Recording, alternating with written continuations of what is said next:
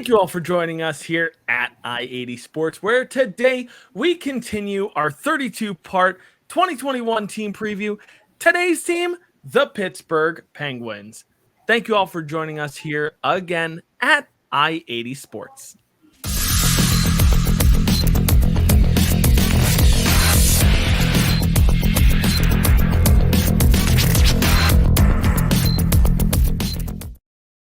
Thank you all for joining us here again at I-80 Sports. Make sure that you check out our website down below, i80sports.com, for all of our NHL previews coming up, because we are previewing all 32 teams leading up to the beginning of the NHL season. And we're here now in October. When we began this, we were sitting in August and saying the lead up to October, but we're in October now. We're in the home stretch. We have just started with the Metropolitan Division. This is our first Metropolitan team that we're going to be covering today, which is the Pittsburgh Penguins. And, of course, as always, guys, if you're on Twitter, make sure you follow us down below at I-80. I just plugged the wrong thing there. Make sure that you follow us down below at I-80_Sports NHL. If you're following already, thank you all for the support, because we greatly appreciate it. And without you guys, we can't do this on a weekly basis. And if you're here on YouTube, make sure you like, comment, and subscribe for all of the previews that we have left to come. We have only 7 videos left to go after this, which is wild to say. I'm Brian. He's Tom. Tom, how are you doing today? Doing well, and here we are to preview the Pittsburgh Penguins, a team that may or may not be in transition right now. It really depends on a lot of factors, and we will go into them in the next few minutes. Yeah, there's a bit to talk about here with Pittsburgh, and away we go. Time to first start talking about some 2020 and 2021 team facts, which, to start off with, what was Pittsburgh's record last year? Well, they finished 37, 16, and 3. That's 37 wins to 16 losses to 3 overtime losses, which was good for 77 points and first place in the East Division last year, which blew us away last year. We really did not think that Pittsburgh was going to be the top team in the East last year, but lo and behold, there they were. On the power play and penalty kill, they were relatively good. Power play wise, they were great. 23.7% on the power play last year. That's above league average, which league average, as we've referenced before, is at 19%. Whereas on the penalty kill, a little bit below league average. They were sitting at 77.4%, not that far below league average, sitting at about 79% on league average, but still room for improvement there for the Pittsburgh Penguins. Leading scorers for the Pittsburgh Penguins last year were Sidney Crosby, Sid the Kid, as always, with 62 points, Jake Gensel with 57 points, and Chris Letang with 45 points. So not bad point totals from your top point getters for the Pittsburgh Penguins last year. We do have some key additions and subtractions here for the Pittsburgh Penguins in this past offseason. Additions, Philip Hollander, Taylor Feeden, Brock McGinn, Dominic Simon, Michael Chaput, Danton Heinen, and Louis Domingue. And on the subtraction side, Yannick Weber, Cody Ceci, Frederick Gaudreau, Maxime Legace, Kevin Sussman, Sam Miletic, and Brandon Tanev to the expansion draft. Brandon Tanev is now a member of the Seattle Kraken. Moving right along to XFactors. And when we talk about XFactors, no, we are not talking about NHL 22 XFactors. We're talking about our own brand of XFactors. Who do we feel are going to be important key factors here for the Pittsburgh Penguins this year? Tom, as usual, we've gotten to the point where I've done quite enough talking. So let's hear from you. Who are some X factors on the Pittsburgh Penguins this year?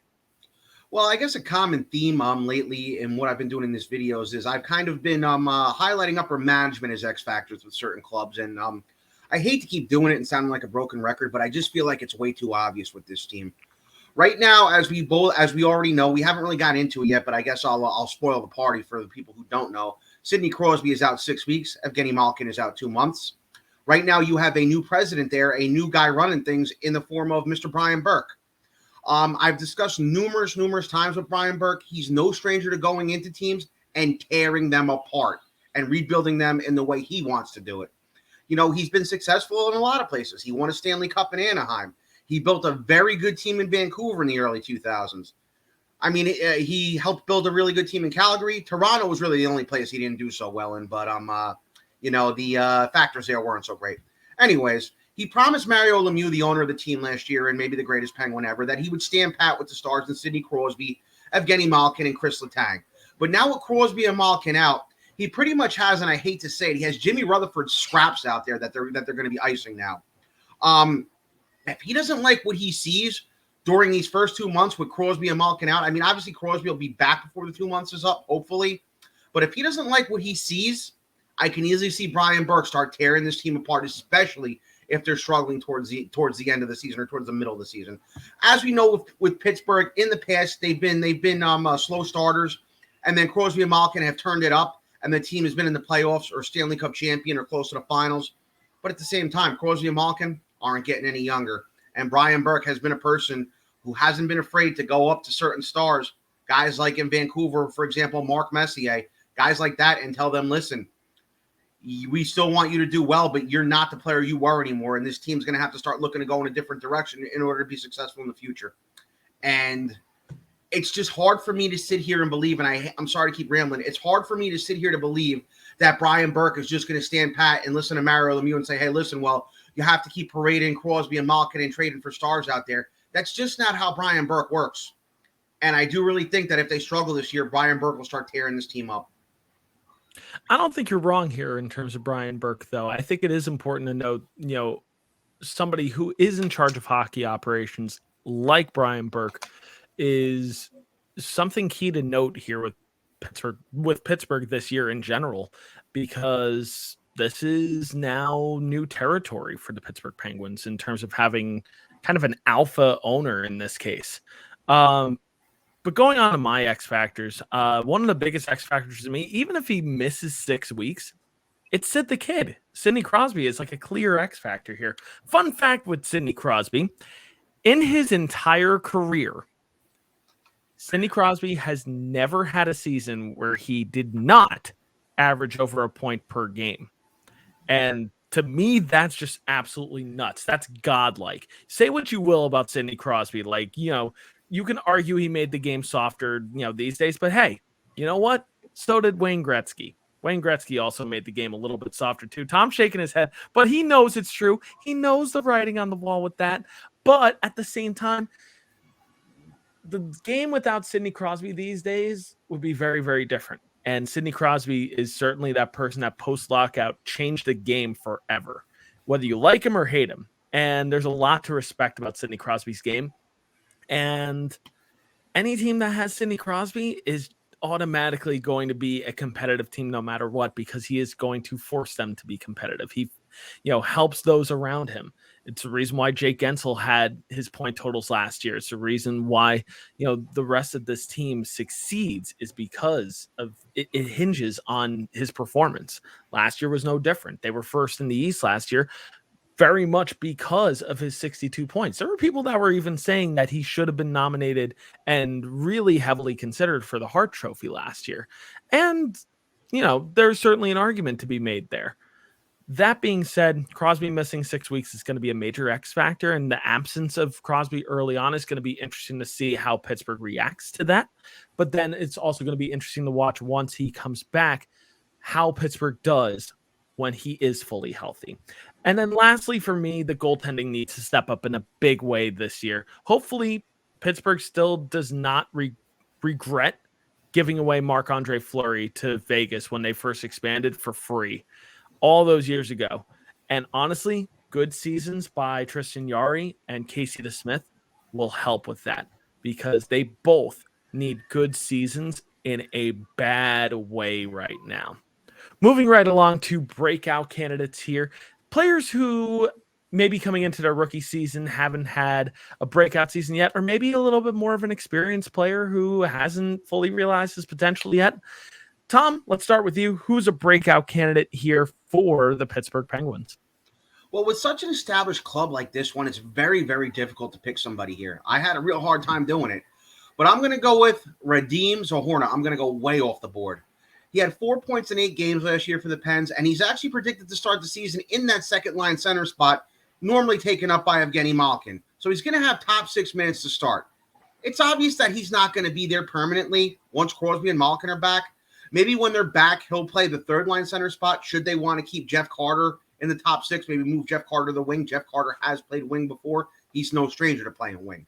If he can get, I'd say 40 points or 35 points, or if he could even maybe hit the 50-point mark, watch out.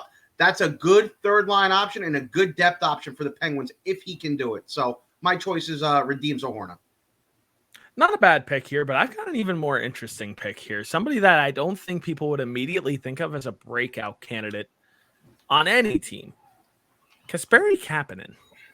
And a lot of people are thinking just like, well, he's kind of an established forward in the league, but really go back and look at those stats. He really hasn't fully established himself yet. He had 30 points in 40 games last year. That's not what you call a type of player like Kapanen as a top 6 player as elite. And I think Kasperi Kapanen wants to cement himself as an elite level forward and something that I think could be his potential. Even, he's had that type of potential even in his days in Toronto. Toronto only let him go just simply because there was just no room for him anymore. They couldn't afford to pay him. So Pittsburgh took him on. And I'll be really, really interested to see what happens this year with him because, he's a highly touted forward. He's coming into his second year in Pittsburgh, and he's going to want to add a jump in his production this year. And I think he very well could and is going to be a very interesting player to watch in this top 6 this year for Pittsburgh. He's also almost certainly going to get some power play minutes in there, which will also help boost his production. If he gets, second line to maybe even first line minutes on some nights, I think honestly, Kasperi Kapanen could maybe break 50 to 60 points this year, maybe even above 60 points this year. We're just going to have to see what happens.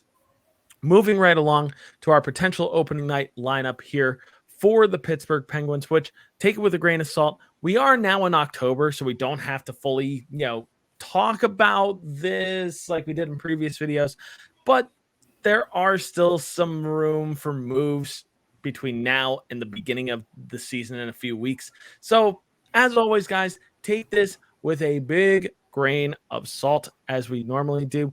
But what could this potential opening night lineup look like this year? Glad you asked. We're going to take a look right now. On forward line 1, starting off the beginning of this year, we've got Jake Gensel with Jeff Carter and Danton Heinen. Hold on, the screen. Oh, my screen. Well, why don't I back up real quick? Oh, yeah. That is very, very to edit that.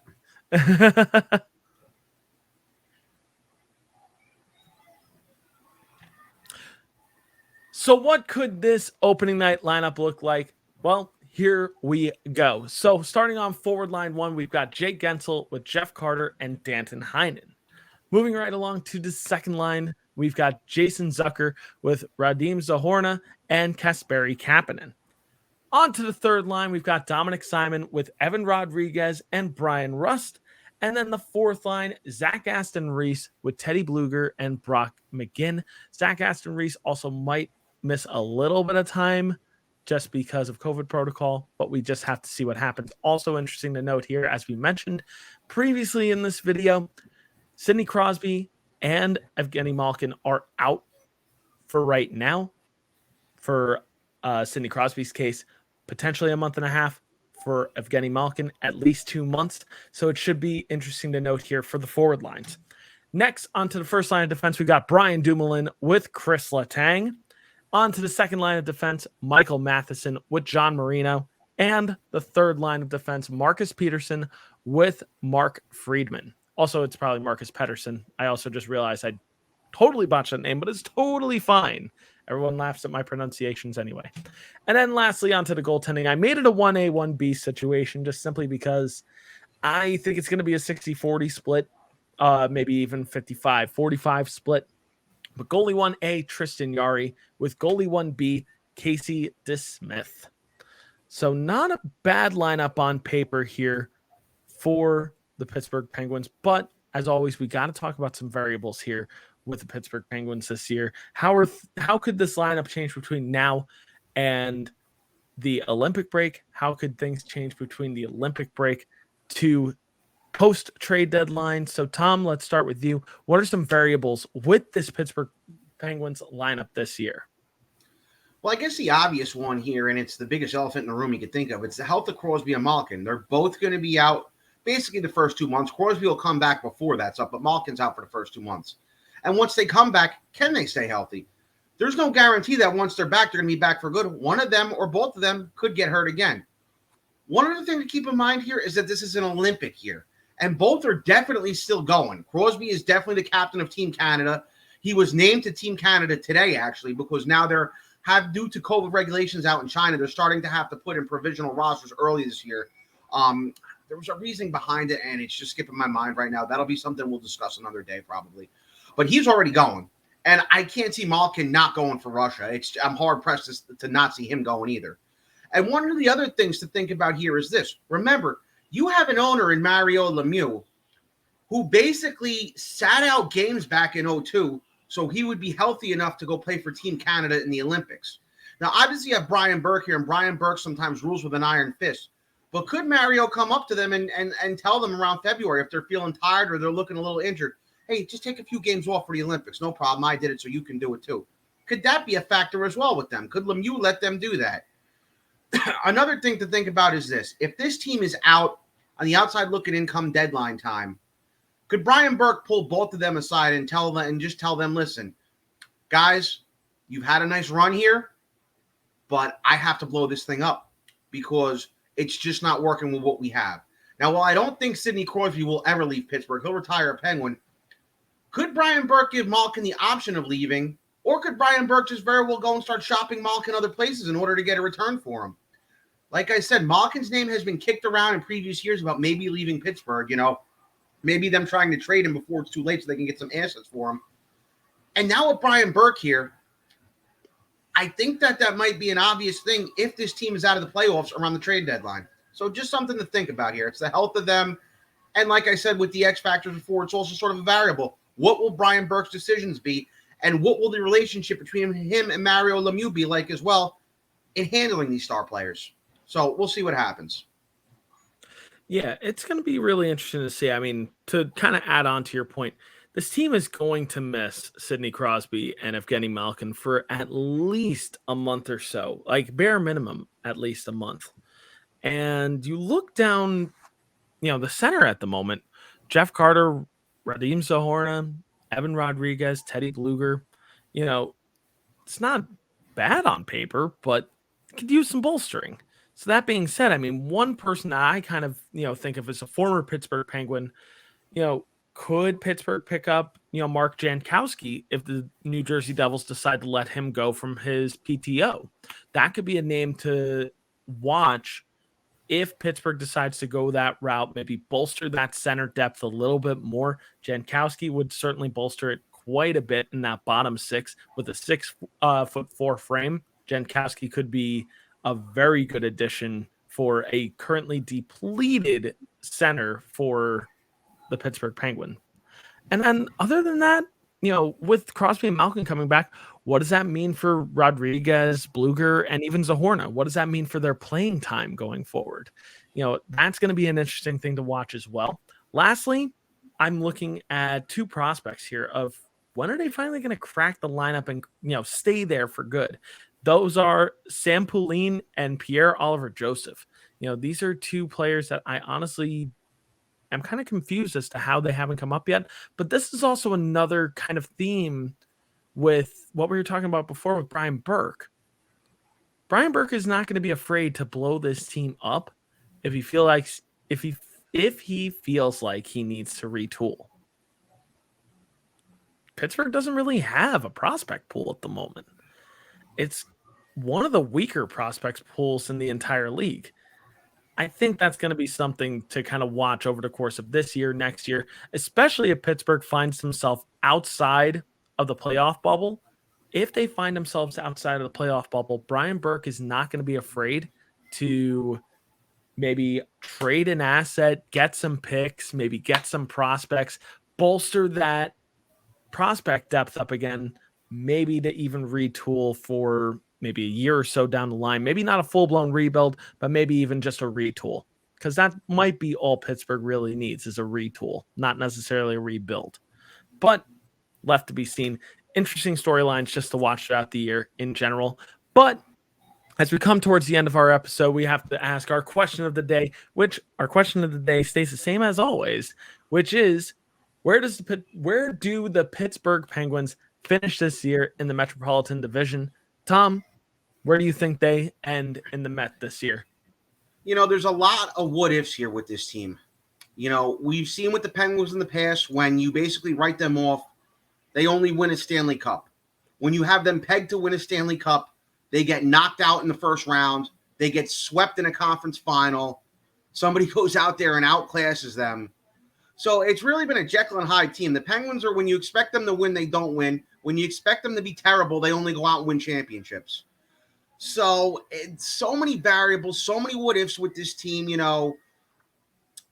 And like I said before, I can't stress enough, you have Brian Burke there now, and I just can't see him sitting there and Mario Lemieux telling him, oh, we'll run the team, but you have to keep these guys around. It's not the way Brian Burke operates.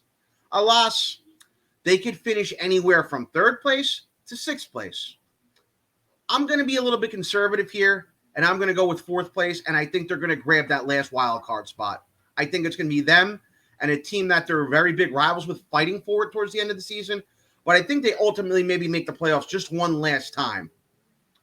But at the same time, just because they make the playoffs, I don't think that changes what Brian Burke might want to do with this team. But I'm still going to go with fourth place here, and I'm still going to go with the final playoff spot. It's not a bad choice at all. And honestly, as I mentioned before earlier in this episode, I have learned over the years to never doubt a team that Sidney Crosby plays for, which of course is only one team. And if you want to count Team Canada, you can count Team Canada too. But even if he only misses a month to a month and a half, he is going to be the only reason why Pittsburgh is competitive this year. That being said, I think there are a few teams that are better right now, and to be blunt, I'll just come out and say it. I think the tandem of Tristan Jarry and Casey DeSmith has got to be the weakest goalie tandem in the entire division. They have, between the two of them, the worst glove side probably in the entire NHL, honestly. I mean, you look back at some of those highlights, at some of those beach balls that they let in last year between both of them. Sure, they ended in first place last year. They bowed out of the playoffs pretty quickly, though. So, that being said, I mean, where does Pittsburgh go this year? Are they fully committed to Tristan Jarry and Casey DeSmith? Who knows? Honestly, it is because of that reason, that goaltending reason, that I say Pittsburgh will finish in either 6th or 5th place this year, but I'm going to conservatively say 6th place this year. But could they finish higher? Absolutely, because like I said, anytime I've doubted a Sidney Crosby team, they have made the playoffs. So it is still likely that they make the playoffs this year. I just think that there are a few teams that are better at the moment. One team I think I'm probably going to get eviscerated for saying that they're better, but it's fine. We'll get there when we get there. But that being said, what do you guys think? Do you guys agree? Do you disagree with our selections today? Make sure that you comment down below. Let us know. And while you're commenting down below, drop a like and subscribe for all of our team previews left to come because, hey, you might not necessarily be a Pittsburgh Penguins fan, but if you're a fan of any teams in the Metropolitan Division, good news, because we are previewing all of those teams leading up to the beginning of the NHL season. And we already did the previous 3 divisions as well. So any teams in the Pacific, Central, and Atlantic divisions, if you got favorite teams there, go back to our previous videos, watch those, and then come back and binge watch the rest of them because we're covering all 32 before the beginning of the season. But you can also find all of our content down below at iadsports.com, where not only can you find our NHL team previews and the rest of our NHL content to come, but you can also find our NFL, NCAA football, MLS, and NBA content there as well. The NBA team particularly has been previewing all of the divisions in the NBA as well. Make sure you drop some love over to them as well because we're doing this undertaking and we want to see them get some love as well. But if you're also on Twitter, make sure you follow down below at I80_sportsNHL. And if you're following already, thank you guys so much for all of your support, because without you guys, we can't do this on a weekly basis. But it's time to move away here from the Pittsburgh Penguins. It's time to move on to another team in the Metropolitan Division as we slowly start winding down our team previews. But I'm Brian. He's been Tom. This has been our Pittsburgh Penguins 2021-2022 team preview.